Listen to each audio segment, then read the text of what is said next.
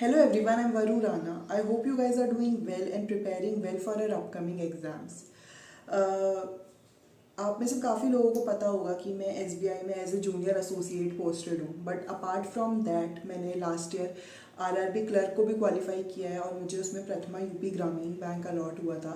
और इसके अलावा मुझे RRB PO में मुझे आर्यव्रत बैंक अलॉट हुआ है।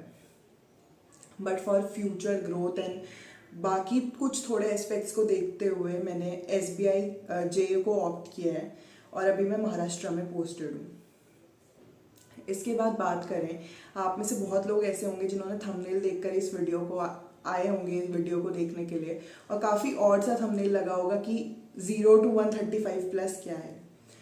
तो मैं आपको बता दूं कि 2020 में मेरा एक भी प्री क्लियर नहीं हुआ था, मतलब सिर्फ मेरा IBPS PO क्लियर हुआ था। उसके मैं इंटरव्यू राउंड तक गई थी और उसमें मैं जो फाइनल मेरिट में मैं 2 या 3 मार्क्स से मेरा रह गया था। बट उसके अलावा ना मेरा कभी उससे पहले RRB PO का प्री क्लियर हुआ था, ना RRB क्लर्क का प्री कभी क्लियर हुआ था। बट 2021 में मैंने RRB PO क्लर्क दोनों का प्री भी क्वालिफाई किया।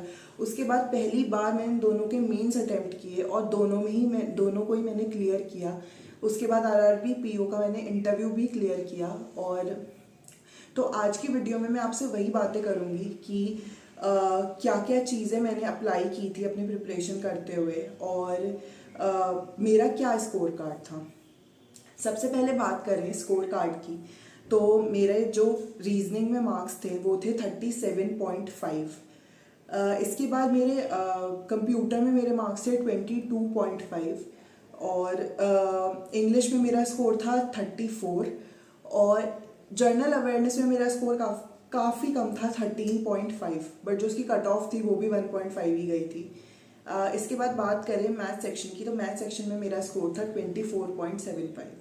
तो इस तरह से जो मेरा टोटल स्कोर बना वो बना था 136.44, जो कि यूपी से मैंने क्लियर किया था और मुझे प्रथमा यूपी ग्रामीण बैंक मिला था। अब बात करें कि मैंने किस तरह से प्रिपेयर किया था लास्ट ईयर।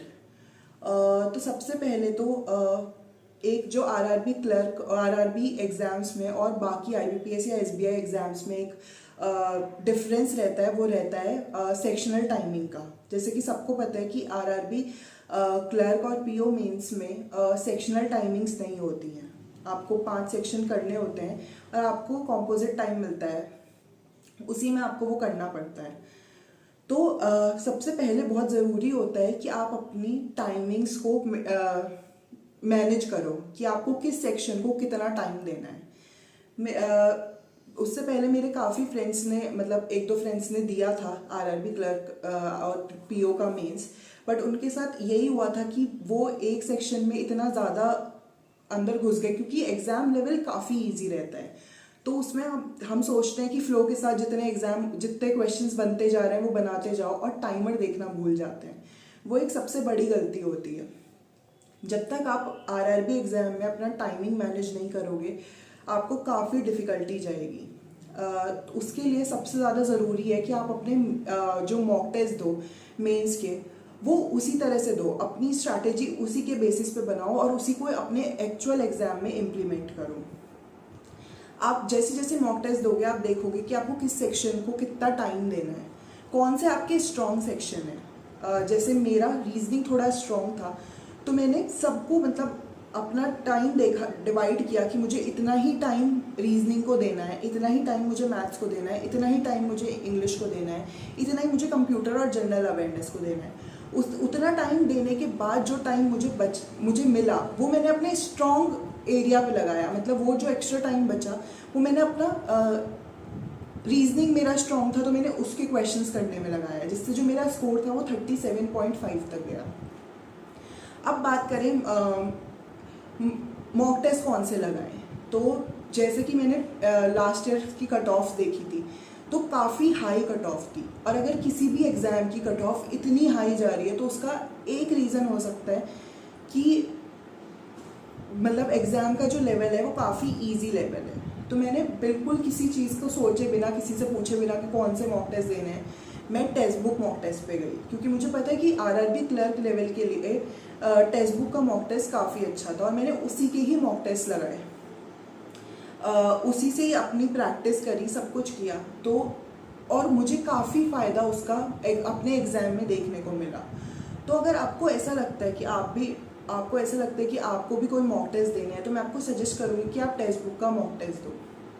अगर आप इंटरेस्टेड हो, एक मॉक टेस्ट को ट्राई करना चाहते हो, तो आप उसका पास भी ले सकते हो। काफ़ी रीजनेबल प्राइस में उनका पास मिल जाएगा, प्लस काफ़ी लोग वो मॉक टेस्ट देते हैं, तो आपको काफ़ी अच्छा एक कंपटीशन भी पता चलेगा कि कितने लोगों के साथ आप कितना लोगों का स्कोर आ रहा है। तो अगर आप इंटरेस्टेड हो तो आपको उसका लिंक मेरे डिस्क्रिप्शन में मिल जाएगा, और अगर आप मेरा कूपन कोड वरू को ऐड करते हो तो आपको एक्स्ट्रा 20% डिस्काउंट भी मिलता है। इसके बाद बात करें मतलब हर सब्जेक्ट की मतलब टाइमिंग्स और मॉक टेस्ट के बाद एक जो ज़रूरी एक सेक्शन बचता है, वो बचता है लैंग्वेज का और आपका करंट अफेयर्स का। क्योंकि मैथ्स और रीजनिंग आप कर ही लोगे, मतलब आप हर एग्ज़ाम के लिए, प्री के लिए भी तैयार करते हो, आप एक डेली टच में रहते हो उन सेक्शंस के, तो वो करना फिर भी आपके लिए थोड़ा इजी रहता है। बट बात करें इंग्लिश की और करंट अफेयर्स की, इंग्लिश के लिए मैंने आपको कई बार सजेस्ट किया है कि अगर आप रीडिंग को अपना कॉन्टिन्यूसली करते हो तो आपको काफ़ी हेल्प मिलेगी। इंग्लिश के लिए और बाकी सब्जेक्ट्स के लिए जो डिटेल स्ट्रैटेजी वीडियो होगी वो मैं जल्दी लेके आऊँगी, तो उसके लिए इस चैनल को सब्सक्राइब कर दीजिएगा। अब बात करें जनरल अवेयरनेस की, तो जनरल अवेयरनेस में जैसे आपने देखा मेरा स्कोर सिर्फ 13.5 था, पर जो उसकी कट ऑफ अगर आपने देखी होगी तो वो गई थी 1.5, क्योंकि पिछले 2 बार से जो करंट अफेयर्स का सेक्शन है वो काफ़ी डिटेल्ड पूछा जा रहा है, तो इस वजह से उसमें इतना ज़्यादा अटेम्प्ट नहीं हो पा रहा है। तो पहले जहाँ एक जनरल अवेयरनेस को कोई भी एग्ज़ाम क्लियर करने के लिए ऐसा माना जाता था कि अगर आपने उसमें ज़्यादा अटेम्प्ट कर दिया तो आपका एग्ज़ाम क्लियर हो जाएगा, नहीं, ऐसा नहीं है। आपको जनरल अवेयरनेस में बहुत स्मार्टली अटेम्प्ट करना पड़ता है। जैसे मेरा ये मानना था, मैं 5 से 6 महीने का करंट अफेयर्स पढ़ के गई थी, बट मैंने वो करंट अफेयर्स ऐसे किया था कि मतलब जो क्वेश्चंस जितने भी मैं क्वेश्चंस अटेम्प्ट करूँ वो पूरी एक्यूरेसी के साथ करूँ, मतलब उनमें मुझ कोई ऐसा नहीं हो कि मैं तुक्का मार के आऊँ। अगर मुझे 15 क्वेश्चन आ रहे हैं तो मैं 15 के 15 ही वो एक्यूरेसी से करके आऊँ। तो मैंने लास्ट ईयर भी ऐसा ही किया था, जहाँ लोग तुक्के मार के काफ़ी अटेम्प्ट कर रहे थे, 20+, 25+। वहाँ मैंने एग्ज़ाम देखा और मुझे लगा कि मुझे सिर्फ 15 या 16 क्वेश्चंस आते हैं, तो मैंने सिर्फ उतने ही क्वेश्चन अटेम्प्ट किए और जो मेरा स्कोर बना वो बना 13.5। तो मैं आप लोगों को भी यही सजेस्ट करूँगी कि आप लोग भी अपना चाहे 4 महीने का आप करके जा रहे हो, चाहे 5 महीने का करके जा रहे हो, जो भी करंट अफेयर्स करो वो इतने अच्छे लेवल से करो, इतना अच्छा उसका रिवीजन करो कि आप जो भी क्वेश्चंस वहाँ अटेम्प्ट करो वो एक्यूरेसी के साथ करो। अब लोग पूछते हैं कि करंट अफेयर्स के लिए कौन सा सोर्स यूज़ करना चाहिए, तो पर्सनली मैंने अफेयर्स क्लाउड को यूज़ किया था।